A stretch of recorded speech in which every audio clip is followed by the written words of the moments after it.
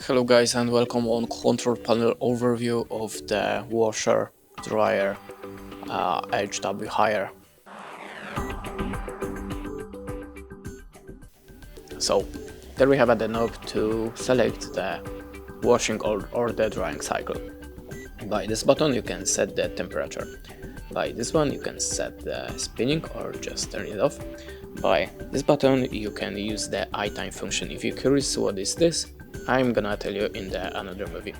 The next one it's the start. There we have a button to enable the drying or the refreshing function. By this button you can open the options, and basically that's it. Thanks for watching. Leave us a like, recommend, and goodbye.